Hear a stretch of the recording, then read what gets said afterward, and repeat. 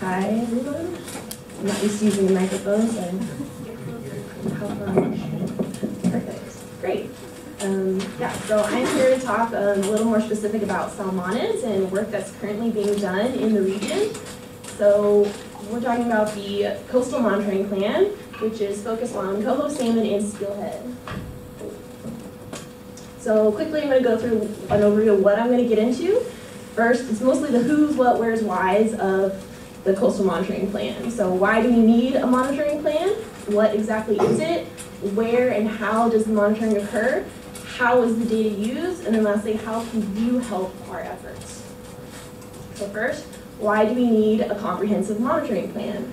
So like the other presenters mentioned, coho, salmon, and steelhead are listed as threatened and endangered species by both the Federal and California Endangered Species Act. So these graphs here down on the bottom, you can see the trend line is going really far down on both of these species. This one's coho salmon. This graph goes from 2004 to 2012, starting at a high close to 350, and then down to less than 5 in that short time frame. That's individual fish observed in the watersheds in Scott Creek. And then this one's for steelhead. This one starts more closer to 500 fish, and then this one, it goes down to 140 fish in that same time frame. So as you can see, these populations are declining rapidly into a very low level. Secondly, we don't have complete data in all the watersheds that these fish are found in. There's some watersheds like Scott Creek, for example, that have a more historical data set going over many years. But there's a lot of watersheds where these fish are found that we have almost no data on, and how many were there in the past, how many are there now. And then lastly, the effects of climate change. So we kind of talked a little bit about that with the other presenters. So changes in water temperature, changes in water flow can all affect the behavior of the fish. And also sediment output can affect how the fish are behaving and how successful they are at reproducing. So if there's a lot of water scouring out the eggs in the gravel, or if there's sand depositing on top of the eggs in the gravel, if there's not very much water and the fish can't get upstream, all of those types of things have a big effect on the fish and how they're able to reproduce. So what is the CMP? It's a statewide program to monitor California salmonid populations, and it's currently broken up into 2 regions. We've got the northern area, the southern area, and then coming soon, there's supposed to be a lot more work in the Central Valley. So each area has its own focus. Northern area is Chinook salmon, coho salmon, steelhead. Southern area is only steelhead. So you can see we're right here on the very southern edge of the northern area, and we are focusing on these 2 species, coho and steelhead only. We don't have any native Chinook populations right now. So I'm also going to go through the objectives of the CMP real quick so you can get a better idea of what everyone is thinking about. So the first objective is to create a statewide monitoring framework. And that's more or less been completed. As you can tell with our northern area, southern area, we have methods figured out for all these different fish species and regions. Second is creating regional population estimates. And this is something that we do on my project. And this is looking at the status and the trends of the fish populations. Status being how many fish are here right now, and then also the trends in those numbers. How is the population changing over time in the area? We also do spatial structure estimates, and that is where are the fish? Specifically, which river are they in? Which tributary are they in? Are they in all of them, only in some of them? That type of thing. And lastly, this is the most focused level of monitoring, which is life cycle monitoring stations. Now, my project doesn't oversee one of these, but we do have one locally in Scott Creek, and this is counting almost exactly the number of fish that come into the watershed and out of that watershed, and that's through the use of traps and tagging and things like that. So next up, where does the monitoring occur? So for this region, we span San Mateo County and Santa Cruz County, so places like San Gregorio Creek is right here, and then Pesquero Creek watershed is right here, Gazos Creek down here, and then also in the Santa Cruz County, we've got Waddell Creek, Scott Creek, San Lorenzo River is the big one here, the biggest one in our region, Soquel Creek, and Aptos Creek, and then a lot of smaller coastal watersheds you can see along here. And something important I want to note is right now our project is focused only on coho accessible streams, and on this map that's outlined in purple. And then some areas have only steelhead in them, and that's the blue lines. And so the reason they're a little bit different is the steelhead are a little more acrobatic and a little stronger. They can get up a little farther in the watershed sometimes. So there's some areas that the steelhead can get up to, but the coho can't, and we're just focusing only on the coho areas. So I'm going to zoom in a little bit. It's the state of the San Lorenzo. So here's a more detailed map of the San Lorenzo watershed. And so you can see all the way down here is like Henry Cowell, Paradise Park area, and then Zayante Creek, and we're kind of right down here somewhere right now. But you can see our accessible habitat goes all the way up past Boulder Creek and in a lot of the tributaries. So now that we know why we're doing it, where we're doing it, all that, what exactly are we doing out on the landscape? So first, there's 4 major things that happen. One, we have to determine where exactly we're going, because we can't possibly survey all of these locations every single year. Then once we figure out where we're going to survey, we have to contact landowners to get permission to be on their property in the stream. And then we do 2 types of surveys, adult spawning surveys and juvenile snorkel surveys. So as far as determining our locations, this map is the same as we just looked at, but now we have different colors in different segments, and each segment has an individual number. And so this is, again, the San Lorenzo watershed with all those different numbers, and that identifies a unique stream segment. And we do that across the whole region, not just in the San Lorenzo. So all the streams that we work in are broken into segments, each has an individual number. And what this does is we have a modeling program that will pick a random and spatially balanced selection for us to survey. And so you can see this is an example of our survey locations from last year. We have a lot of upper watershed sites, lower watershed sites. We have some sites up north. We have some sites down more south in the San Lorenzo. And so that allows us to get a good picture of everywhere in the landscape instead of really focusing on just one area. We do 30 stream sections per year. Each section is 1.5 to 2 miles long. And like I said before, coho salmon is the current focus, so this map is only showing those coho accessible areas, not the full watershed area. So now that we know where we're going to go, we have to contact the landowners. And so I send out in the mail about 400 of these things every year, and it's just an agreement saying, we would like to walk the stream channel to look for fish.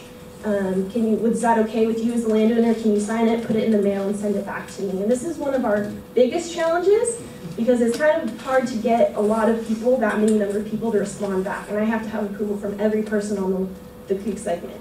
So if you ever get one of these, if you live along the river, it'd be really great. Even if you don't want us to come out, just call me, email me, respond in some way. Because a lot of it is I get no response. And that's almost harder to deal with because I don't know if it got lost in it. Someone just threw it away, or it got lost, or what happens. So moving on to the fun part, once we get permission for all of our locations, we can actually start doing our surveys. So the first thing we do, and this is occurring right now this time of year, we do adult spawning surveys. Those occur from November to March. They're repeating surveys, so we go out to each location hopefully every 10 to 14 days. Sometimes it's less than that, sometimes it's more than that. Like last winter, we only got to some locations 1 or 2 times the whole winter because the water levels were so high. And on these surveys, we're counting all the fish and all the reds we observe. Now, reds is a scientific term that we call the nest that the fish make in the gravel to lay their eggs. So they use their tail, the females will use their tail and move the gravel aside and lay their eggs. So once you have an idea of what it looks like, they're actually pretty easy to spot. So I've got a picture of that right here. Usually they're kind of a pocket of gravel that's been moved, along with the gravel's just kind of been moved to the side and creates a pile next to it. And then the fish are sometimes alive, but sometimes they're not alive. So we get a lot of interesting pictures sometimes. So here's some more pictures of what the reds look like. That's the easiest thing for us to see because they don't move around, they're always in the same spot. So we've got, like I said, the pocket here where the fish has moved the gravel and it becomes piled up behind here. And then here's another one from the San Lorenzo River this year that we saw. This is down in Henry Cowell. We've got the pocket here, we call the pot, and then the sediment that's been moved downstream right here. So if you ever see one of those, you're out walking on the river, you see something that's dug up and with a pile next to it, that's probably a fish has been there and has laid its eggs. So you don't want to step on it or anything like that. So once we find these things, we actually take measurements. We mark the location, and we use our really scientific broomstick, mark the Sharpies, to measure the area of it. So we'll take a length, a width, a depth, all of that. And that gives us valuable data about the size of the fish and what fish might be making that red. So another thing we're trying to look for, like I said, is live fish. So you might be able to see in this picture, this is actually how the conditions are when we're out there in the field as well. There's a lot of live fish in this pool right now.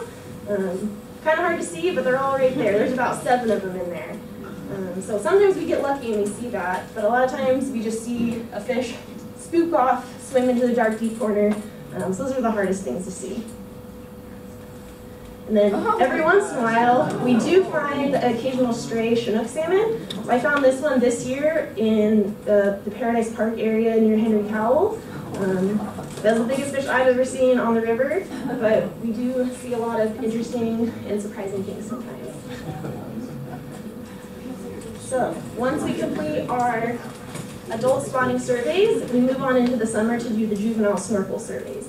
And these will go from July to October, where they're only surveyed 1 time per area, per stream segment, instead of the multiple times like we do over the winter. And in this one, we're counting all of the juvenile coho and steelhead that we see. And we do that, you can see I've got 2 snorkelers here, one here, also in Henry Cowell this past summer. And we have full wetsuit, snorkel mask, and we have tally counters in each hand, so we're really trying to count as many as we can as they swim around us. It's not always the easiest thing if it's really shady or they're hiding. The fish can hide under big features like this log, but we do the best we can. And this is a good way you can see kind of what we look like with our wetsuit, full snorkel, we've got a dive flashlight on our belt to help us see through those dark areas. All right, so we've collected all this data now on adults and juveniles. What is it actually doing and how is it helping? So like we've mentioned before, the coho salmon are endangered and the steelhead are threatened. So in order to monitor the recovery of these species and are they meeting a threshold to be delisted, we have to know how many fish there are, where are the fish. And so this data provides exactly that, how many fish are out there on the landscape. And then also, some of you might be fishermen and like to fish for steelhead in the San Lorenzo. That is, this data can also help inform fishery management decisions for those species. And then if you're interested in where we've been seeing fish recently, over the last 5 or so years, these are the different watersheds we've seen fish in. I don't want to get into the nitty-gritty of it here, but if you want to see our past season reports, you can feel free to come up and ask me or email me, and I can get you that information in those reports. And that has more details about exactly how our season went, the number of total fish, all that good. So lastly, now that you know what we're out there doing, how can you help to support the recovery of these species? And the first thing is supporting stream research and restoration. Like I said before, the greatest challenge for me anyway is getting access to the streams on private property. And that may be because people don't respond and forget, or maybe they don't want to support it, which is fine, but if we're limiting ourselves to just public areas, we're really limiting the scope of our monitoring. We don't know what's happening in all those other areas of the watershed. So second is protecting the stream environment from pollution, dumping, and poaching. So all of these things can have an effect on the water quality, the sediment quality, all these things that the fish rely on to reproduce and be healthy in the stream environment. And I'm just going to add this in here real quick, because people ask me all the time when they see me out on the watershed doing work. If you see something illegal happening and you want a response, this is the number to call. This is for CowTip from CDFW, and then a warden will come out and come take a look at the situation, but I personally can't help. Yeah. So, thank you for listening.